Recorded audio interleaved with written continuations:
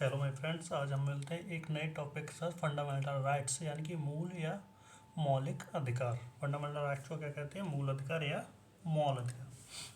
मूल अधिकार जनरली हमारे टू टाइप के होते हैं। हमारे जो मूल अधिकार होते हैं, मूल अधिकार जनरली टू टाइप के होते हैं। यानी क्या? एक वो जो गवर्नमेंट प्रदान करती है, नंबर टू कौन? नेचर यानी कि प्राकृतिक। हमारे मूल अधिकार या मौलिक अधिकार बात एक ही है। फंडामेंटल या टू टाइप के होते हैं। गवर्नमेंट है जिन्हें हमें प्रोवाइड करती है, और एक नेचर यानी प्राकृतिक तौर पे मिलते हैं। गवर्नमेंट के द्वारा दिए हुए मौलिक यानी कि गवर्नमेंट द्वारा जो हमारे दिए जाते हैं फंडामेंटल राइट्स, उन्हें गवर्नमेंट एक समय पर स्थगित कर सकती है। और नेचुरल वाले होते हैं, इन पर ना तो हमारी गवर्नमेंट और ना ही पब्लिक, यानी क्या? ना गवर्नमेंट ना पब्लिक, दोनों में से कोई नहीं छीन सकता। लेकिन जो गवर्नमेंट द्वारा दिया जाते हैं हमारे फंडामेंटल राइट, उनको गवर्नमेंट किसी आपातकाल की स्थिति में उन्हें छीन सकती है। यानी फंडामेंटल राइट्स हमारे टू टाइप के होते हैं। गवर्नमेंट जिन्हें प्रदान करती है, और दूसरा जो हमें प्रकृति से मिलते हैं। अगर हम देखते हैं कि जो हमारा मूल अधिकार होते हैं, अगर मूल अधिकार किसी इंसान को ना दिया तो उसकी ज़िंदगी एकदम ख़त्म हो जाती है। यानी कि अगर कोई व्यक्ति को अगर उसके मूल अधिकार से वंचित कर दिया जाए, अगर इंसान को किसी को उसके मूल अधिकार से वंचित किया, उसका ज़िंदगी एकदम ख़त्म होती है। ऐसी हो जाती है जैसे कोई इंसान जेल में होता है। ना तो वो कहीं आ जा सकता है, ना किसी से बात कर सकता है, ना कुछ कर ही सकता है। मूल अधिकारों पे हम प्रतिबंध जो लगाते हैं, जो मूल अधिकारों पर प्रतिबंध लगाता है उसे लगाता है संसद। और निलंबित जो किया जाता है,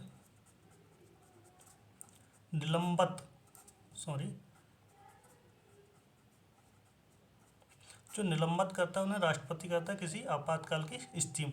निलंबित और प्रतिबंध हम उन कंडीशन में मूल अधिकार करेंगे, जैसे कि कोई ऐसा मूल अधिकार जो हमें मिला है और किसी की ज़िंदगी के साथ खिलवाड़ करे, तो हम उस पर प्रतिबंध लगा देते हैं। जैसे कि हमारा 3 तलाक है, इसमें महिला उसकी 3 तलाक की ओर में एक तरह से महिलाओं का शोषण हो रहा था, तो उस पर पूर्ण रूप से जो रोक लगाना है क्या कहलाता है? प्रतिबंध। या प्रतिबंध कौन लगाएगा? हमारा सांसद। और जैसे कि हमारे आपातकाल की स्थिति, किसी से देश से युद्ध हो रहा है, उस काल में हमें कुछ मूल अधिकारों को बंद करना हो कुछ निश्चित समय के लिए, उसे कहता है निलंबित, जिसे कौन करेगा? राष्ट्रपति। उसे प्रतिबंधित करेगा। अब हम देखते हैं मूल अधिकारों से रिलेटेड कुछ इतिहास के बारे में जानते हैं कि मूल अधिकार हमारे कैसे, कहाँ से और क्यों आए। मूल अधिकारों अब पता चल रहा है हमें क्या कहते हैं, किसके लिए आवश्यक है? हमें जीने के लिए सबसे अधिक आवश्यक अधिकारों को ही क्या कहते हैं? मूल अधिकार कहते हैं। हम देखते हैं मूल अधिकारों के बारे में, थोड़ी उसकी हिस्ट्री के बारे में जानकारी लेते हैं। हमारे सबसे पहले जो मूल अधिकारों का जो टॉप पॉइंट उठा था, वो हमारा 1225 में उठा था। कहाँ? ब्रिटेन में। क्या कि जहाँ का उस टाइम ब्रिटेन का राजा कौन था? King John. वहाँ का कौन था? राजा था किंग जॉन। तो क्या था, वहाँ की जनता ने कहा राजा से कि राजा साहब, आप तो मन में आते वहाँ चले जाते हो, तो हमें कुछ राइट्स प्रदान किए जाए जिससे हमारी ज़िंदगी जीने में आसानी हो। तो किंग जॉन राजा ने उनको एक मौलिक कुछ दिए, जिन्हें मैग्ना कार्टा के नाम से क्या एक प्रस्ताव दिया, जो क्या था? ओरली थे, नॉट रिटन। ओरली तक उसके हिसाब से वो चले, जिसे हम क्या कहते हैं? मैग्ना कार्टा के नाम से जाना जाता है। मैग्ना कार्टा को ही क्या कहते हैं? Great charter. अब बात करते हैं 1789 या 1791। ये क्या है? बिल ऑफ राइट, यानी अमेरिका के संविधान में मौलिक अधिकारों को बिल ऑफ राइट्स के नाम से क्या ऐड किया है। और ये पहली बार संविधान में लिखित तौर पर ऐड किया गया। कैसा? पहली बार लिखित तौर पर, मौलिक तौर पर सबसे पहले ब्रिटेन में 1225 में, और 1787 से 1791 बिल ऑफ राइट्स के नाम से अमेरिका में। यानी कि 1787 में इसकी मांग की गई थी। अमेरिका में मौलिक अधिकारों की मांग की गई थी। 1789 में मांग की गई थी, और 1791 में इनको पूर्ण रूप से पारित करके बिल ऑफ राइट्स के नाम से अमेरिका के संविधान में एक लिखित तौर पर ऐड किया गया था। उसी को 1789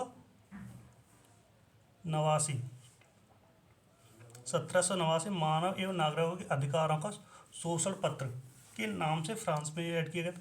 जो मैग्ना कार्टा है वो मैग्ना कार्टा एक फ्रांसीसी शब्द है। मैग्ना कार्टा क्या है? एक फ्रांसीसी शब्द है जिस और मैग्ना कार्टा मूल अधिकार को ही फ्रांसीसी भाषा में मैग्ना कार्टा कहते हैं, वही है। अब देखते हैं मूल अधिकार, हमारे भारतीय संविधान मूल अधिकार कहाँ है?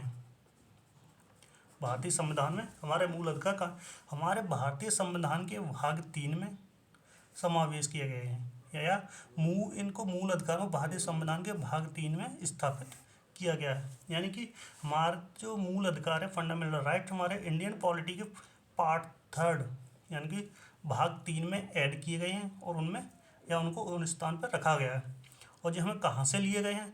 ये अमेरिका के संविधान से लिया गया है। क्या इंडियन कॉन्स्टिट्यूशन के जो फंडामेंटल राइट्स है वो से टेक ऑफ कहाँ से किए गए हैं? टेक ऑफ किए हैं अमेरिका के कॉन्स्टिट्यूशन से किए हैं। जो या हम कह सकते हैं रूपरेखा, जो हमारे क्या कहते हैं मैग्ना कार्टा है, फंडामेंटल राइट्स की जो रूपरेखा है वो कहाँ से? अमेरिका के संविधान से ग्रहण की गई है। तो क्या ग्रहण की गई है? अब हम देखते हैं कुछ फंडामेंटल राइट्स। जो फंडामेंटल राइट्स हमारे हैं वो 1235 जो आर्टिकल है हमारे जो फंडामेंटल राइट्स से संबंधित है। हम पहले कुछ देखते हैं जो फंडामेंटल राइट्स से बनने वाले समूह, वो समूह देखते हैं जो कि हमें जो क्या कहते हैं एग्जाम देते हैं उसमें बहुविकल्पी के तौर पे फॉलोइंग मैच की तरफ से देखने को मिलते हैं। जैसे क्या?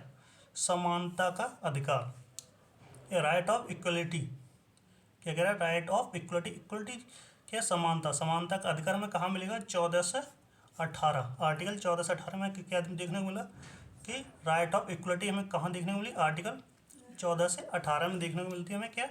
समानता का अधिकार। इसी प्रकार राइट ऑफ फ्रीडम यानी स्वतंत्रता का अधिकार, ये हमें कहाँ देखने को मिला?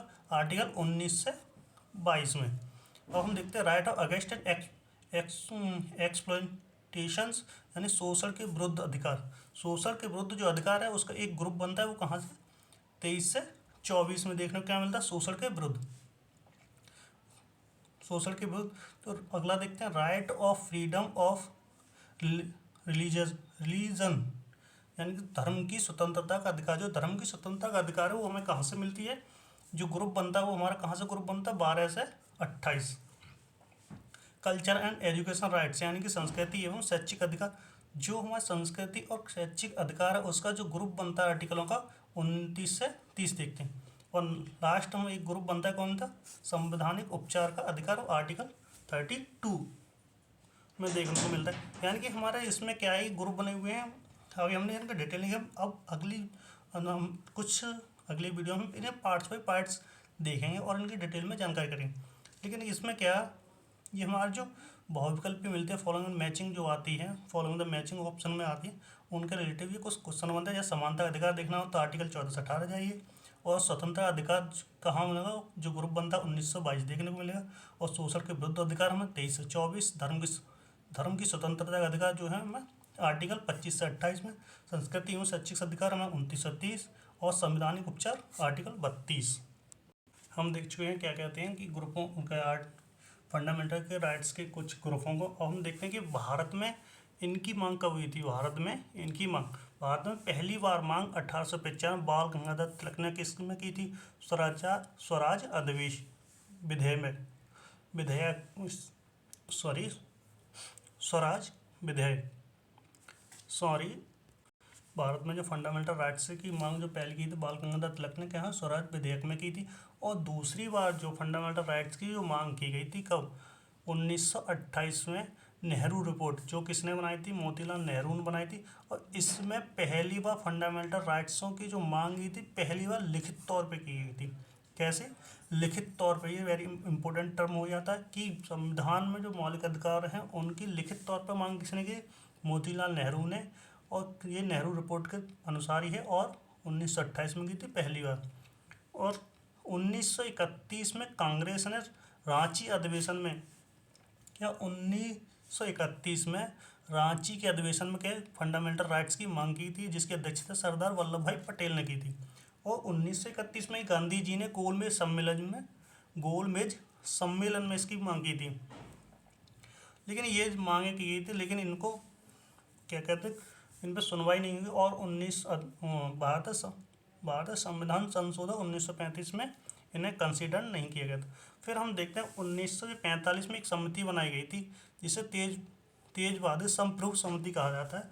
उस समिति ने क्या किया, इन फंडामेंटल राइट्स को 2 भागों में डिवाइड कर दिए। नंबर 1 मूल अधिकार और नीति निर्देशक तत्व DPSP, इनमें संबंध क्या करते हैं, इनमें डिवाइड कर दिए। इन सभी को जो मांग की गई थी मौलिक अधिकार उनको 2 भागों में डिवाइड किया। जो मूल अधिकार हैं वो वाद योग्य हैं और नीति निर्देशक तत्व हैं वो वाद योग्य नहीं है। इसका मतलब क्या है, अगर मूल अधिकारों में कोई दिक्कत होती है तो हम सुप्रीम कोर्ट और हाई कोर्ट की शरण में जा सकते हैं, लेकिन इसमें अगर कोई दिक्कत होती है तो हम सुप्रीम कोर्ट या हाई कोर्ट में कोर्ट या कुछ नहीं जा सकते। क्या जो इस तेज बहादुर संप्रभु समिति है इसके अनुसार क्या है, फंडामेंटल राइट्स को 2 भागों में बांटा गया था, मूल अधिकार और DPSP के नाम से। जो मूल अधिकार है वो वाद योग्य, अगर उनमें हमारा हनन होता है तो हम इसकी सुप्रीम कोर्ट और हाई कोर्ट की शरण में जा सकते हैं। नीति निर्देशक तत्व में अगर कोई बात होती है तो हम उसमें सुप्रीम कोर्ट और हाई कोर्ट की शरण में नहीं जा सकते। हम देखते हैं आर्टिकल 12 क्या कहते हैं, जो मौलिक अधिकार है 12 से 35 है। तो हम पहले देखते हैं आर्टिकल 12। आर्टिकल 12 में क्या कहता है, राज्य की परिभाषा के बारे में बात करता है। क्या कहता है, राज्य की परिभाषा। हम देखते हैं कि आर्टिकल 1, आर्टिकल 12, आर्टिकल 36 ये तीनों ही राज्य की परिभाषा की बात करते हैं, लेकिन सबका अपना अपना महत्व है। इसमें जो राज्य की परिभाषा कहता है, यह क्या कहता है, संघ की सरकार एवं सांसद क्या है, राज्य है। यानी संघ की राज्य और सांसद यानी सेंट्रल गवर्नमेंट, और जो सांसद है वो क्या राज्य में ही काउंट होगी। कौन कहता है, आर्टिकल 12 क्या कहता है, राज्य की सरकार एवं विधानमंडल ये भी क्या है, राज्य है। स्थानीय शासन जैसे पंचायत और नगर निगम या नगर परिषद ये क्या है, ये भी क्या है, राज्य। जो हमारा राज्य का स्ट्रक्चर होता है, यानी कि हमारी कंट्री का जो स्ट्रक्चर है एक ट्राइबोजॉइडल होता है। जैसे कि संघ हमारा टॉप पे राज्य और नीचे जो आता है हमारा पंचायत या नगर निगम या नगर पंचायत। और चौथा टर्म क्या है, सरकार की शक्तियाँ। कुछ सरकार की शक्तियाँ जो कि राज्य में निहित है वो क्या है, राज्य हैं। सरकार की शक्तियाँ क्या है, राज्य हैं। जैसे किसी व्यक्ति या संस्था को दी गई, किसी व्यक्ति को राज्य तो किसी सरकार द्वारा दी गई शक्ति, किसी व्यक्ति को सरकार द्वारा दी गई शक्ति क्या है, राज्य है। या फिर किसी संस्था यानी किसी गवर्नमेंट संस्था या फिर कोई संस्था के पास जो भी शक्ति होगी वो क्या होगी, राज्य होगा। जैसे ONGC संस्था है, ये भी है। LIC क्या राज्य है, NTPC में राज्य। या फिर कोई गवर्नमेंट यूनिवर्सिटी, कोई भी गवर्नमेंट यूनिवर्सिटी जिसके पास सरकार की शक्तियां हैं क्या है, हमारा राज्य है। ऐसे ही हम क्या कहते हैं, जो ये ऊपर वाला जितना भी टर्म बताया ना, संघ की सरकार एवं सांसद क्या राज्य, राज्य की सरकार एवं विधानमंडल क्या हमारा सरकार राज्य है। स्थानीय शासन क्या है, राज्य है। सरकारी शक्तियाँ व्यक्ति या फिर किसी संस्था को मिली है वो क्या है, हमारा राज्य है। तो हम अगर ऑप्शन में आ जाए कि LIC NTPC के राज्य है तो यस दोनों ही राज्य हैं। किसके अनुसार, आर्टिकल 12 के अनुसार। और आर्टिकल 13 क्या कहता है, मूल अधिकारों को कम या ज़्यादा करने के लिए अगर कोई ऐसा कोई लॉ बनता है या फिर ऐसा कोई कानून बनता है कि हमारे मूल अधिकारों का हनन होता है तो हम न्यायालयों में जाके सुप्रीम कोर्ट या हाई कोर्ट में जाकर पुनर्विलोकन करा सकते हैं और उसका क्या विधियों का असंगत कराता है। ये किसके अनुसार, आर्टिकल 13 के अनुसार। तो हमने इसमें कुछ आर्टिकल 12 को थोड़ा डिटेल देखा, आर्टिकल 13 हम इससे आगे के अब हम आर्टिकल पार्ट बाई पार्ट आर्टिकलों को देखेंगे, यानी आर्टिकल बाई आर्टिकल, यानी एक एक आर्टिकल को ध्यानपूर्वक देखें। और वीडियो को देखने के बहुत बहुत धन्यवाद, थैंक यू। अगर वीडियो पसंद है लाइक करें, शेयर करें और subscribe. Thank you for watching.